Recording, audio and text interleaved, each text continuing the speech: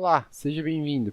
Essa é a apresentação do trabalho de conclusão de curso da aplicação de avaliação em repositórios de filmes e séries, da Unip, Universidade Paulista. Grupo: Felipe Scherer, Daniel Liberato, Kelly Dena, Vinícius Rossi, Gerran Dias. Orientação de Giovanni Moraes. Ok, vamos começar pela problemática. Durante a pandemia, as pessoas tiveram mais tempo livre para fazer diversas coisas, entre elas, consumir entretenimento. Por isso houve o boom dos streamings, em especial a Netflix. As pessoas começaram a assistir muito mais dentro de casa, dessas plataformas. Isso acarretou que fossem assistidos muito mais filmes do que eram antes. Com isso em mente, a gente decidiu desenvolver uma aplicação para que a pessoa conseguisse lembrar de todos os filmes que ela assistiu durante um período de tempo ou mesmo que ela já assistiu na vida. Outro ponto que a gente queria resolver com a nossa solução foi de você querer lembrar qual foi a nota que foi dada por você daquele filme.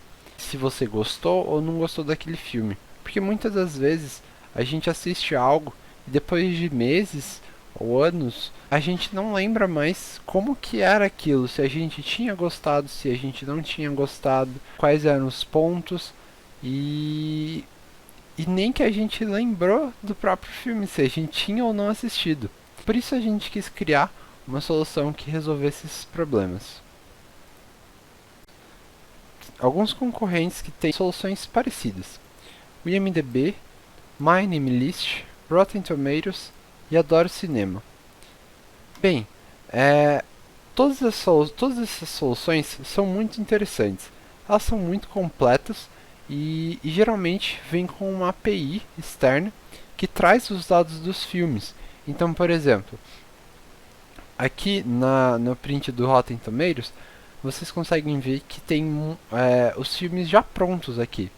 Isso é muito legal, porque o usuário não precisa ficar digitando, escrevendo os filmes, é só ele ir aí pesquisar e pronto, tá lá. Porém, tem um problema nisso. A maioria desses sites só deixa a opção de você buscar pela API. Eles não deixam você criar o seu próprio card, desenvolver o próprio card. Então, não sei, alguma coisa mais local, talvez uma peça de teatro, algum filme amador da sua cidade, provavelmente não vai estar listado aqui no site dessas pessoas. E além disso, a interface de todos esses sites é muito completa. E por ser muito completa, acaba ficando muito complexa também. É muito complicado de você, por exemplo, acabou de sair do cinema, querer ir lá colocar o filme e pronto.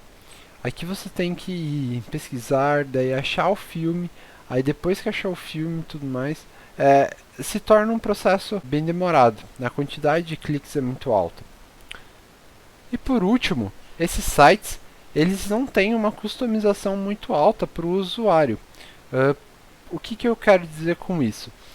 Aqui no Rotten Tomatoes, a classificação, a avaliação que é dada, geralmente é de pessoas críticas, dos críticos de cinema.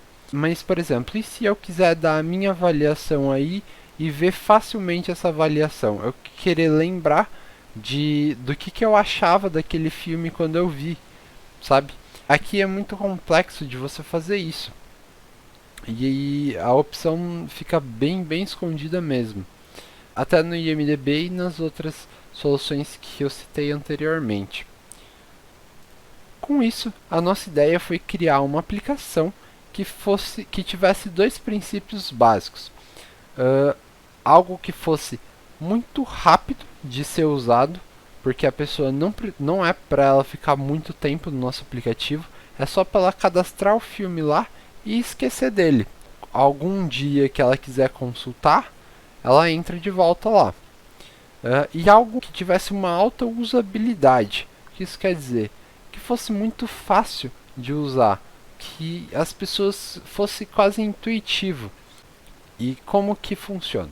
A gente desenvolveu uma aplicação seguindo dois princípios básicos. O primeiro princípio foi que era para ser algo rápido de criar. A pessoa precisa criar esse card muito rapidamente. Ela tem que, por exemplo, ela pode sair do cinema e querer criar aquele card. Então precisa ser algo muito rápido, sabe? Algo que não demore tantos cliques para criar esse card. E segundo, tem que ser algo muito intuitivo, algo com uma alta usabilidade, algo que precisa ser simples. Toda a interface foi planejada de um jeito que ela seja muito intuitiva, muito simples. Esse aplicativo tem um objetivo muito claro, o objetivo de fazer cards rapidamente. A pessoa vai criar o card e vai esquecer o aplicativo lá. Não tem muito tempo na tela. Então o usuário acaba que ele não consegue estudar muito a interface. Por isso tem que ser algo muito intuitivo e muito fácil de usar. Por isso a gente fez todo o layout, todo esse planejamento, essa prototipação na ferramenta Figma. Testamos a usabilidade dele e então a gente desenvolveu o aplicativo em React usando Material UI, que segue a lógica do Material Design do Google. Além disso, o back-end foi feito com AWS em Python. Além disso, a gente utilizou o Firebase para guardar os dados do usuário e os dados de login. Bem, entrando um pouco mais a fundo nas ferramentas. Figma e a prototipação. Enquanto a gente estava pensando qual a ideia dessa aplicação, quais eram os passos que a gente precisava seguir, estudando os concorrentes e como poderia melhorar essa etapa, a gente utilizou o Figma. O Figma ele é uma ferramenta, um site onde a gente pode fazer a prototipação de páginas web ou mobile. Ele ajuda muito para o desenvolvedor ter uma ideia geral de como que o projeto vai seguir. É muito complicado você programar direto sem ter alguma referência. E por isso que o Figma é tão bom nisso. A gente tendo o Figma como referência, consegue programar muito melhor porque a gente tem uma abstração melhor de como que é o projeto em geral. Assim a gente consegue organizar melhor os componentes e pensar melhor na estrutura do projeto em geral. O Figma é gratuito e as vantagens em comparação com outros aplicativos como o Photoshop, por exemplo, é porque o Figma é muito mais voltado para essa área de prototipação. Além disso, ele tem diversos plugins que ajudam a usar os mais diferentes nichos, como edição de imagem ou até mesmo teste de usabilidade. Bem, então com o Figma a gente conseguiu fazer o layout da aplicação, a responsividade dela e testar a usabilidade dela. A usabilidade dela foi testada com um plugin chamado Colorblind. Ele é um plugin do Figma que gera uma versão do seu layout com cores que pessoas com, por exemplo, daltonismo iriam enxergar. Então assim a gente consegue ver o contraste, ver se as cores estão com um contraste legal e se o posicionamento dos ícones, tudo mais, a gente consegue testar essas usabilidades com esses plugins. No caso aqui só tem o print do Colorblind, mas foi usado outros plugins também que vocês podem ver na parte escrita do trabalho.